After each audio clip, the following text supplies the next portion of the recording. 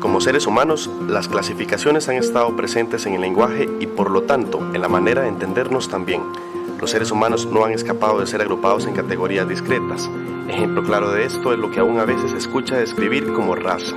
Aunque el término es hoy desacreditado por la academia, otras instituciones aún continúan utilizándolo para bases de datos forenses o controles migratorios, inclusive para estudios biomédicos, donde tales categorías resultan supuestamente de utilidad para analizar los efectos de los fármacos en los diferentes individuos humanos.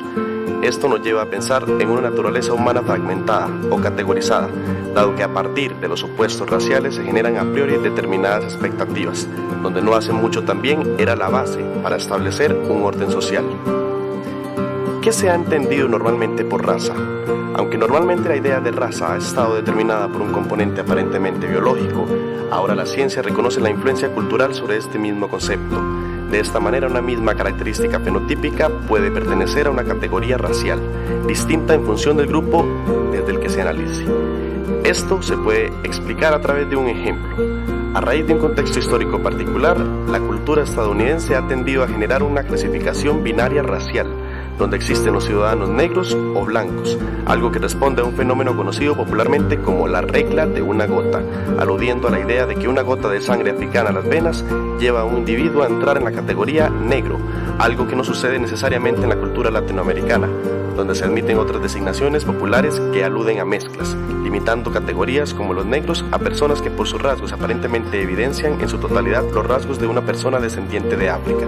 En otros contextos, en un país como Sudáfrica, durante los años 1948 y 1991, se llegó a tener hasta 4 categorías raciales, de lo que dependían aspectos tan importantes como los derechos que los individuos podían alcanzar, y los reclamos ante los tribunales para verificar su estatus racial eran cosa común, siendo la raza un rasgo también con características mutables.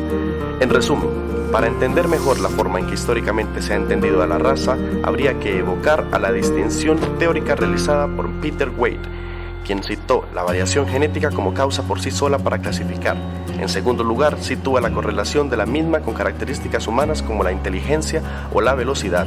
Y la tercera teoría describe la raza como un producto desligado de cualquier fundamentación biológica y que de alguna manera podemos estar predispuestos a discriminar a los otros por razones sobre todo sociales. ¿Cuál es el peso real entonces que tiene la biología en la fundamentación del concepto de raza? Como hemos visto, ha existido un enorme peso en las culturas por predecir, a partir únicamente de algunos rasgos físicos, otros que van más allá de lo visible, sean esos a nivel individual o poblacional, sin contar o considerar lo que la ciencia hoy nos recuerda. Destaca entre esto la sentencia de la UNESCO de 1964, donde se rescatan elementos como: somos parte de una misma especie, Homo sapiens, y ninguna población ha variado lo suficiente genéticamente para apartarse una de la otra y no poder cruzarse. Las diferencias biológicas responden a causas genéticas pero también medioambientales, existiendo una interacción mutua de estas sobre los rasgos. No existe tal concepto de pureza racial. Todos, en una u otra medida, somos diversos genéticamente y variamos como población en tanto poseemos diferencias en las frecuencias de rasgos que heredamos, donde algunos de estos son maleables.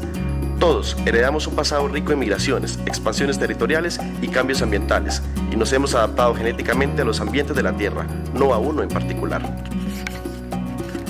Ahora, sobre el término raza, queda por añadir lo que científicos como Michael Jurel, profesor de salud pública en la Universidad Drexel en Filadelfia, o Svante Pääbo, biólogo y director del Instituto Max Planck de Antropología Evolutiva, expresaron en un artículo de Scientific American.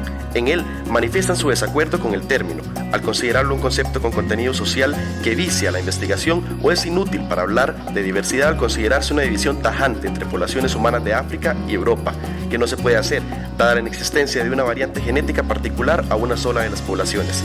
De esta manera, no hay razón biológica para diferenciarnos con categorías superficiales que no dicen correctamente gran cosa sobre nuestra historia migratoria o habilidades especiales. Somos diversos, y las categorías no son suficientes para contener la gran variedad de fenotipos y genes asociados a lo que nos hace humanos.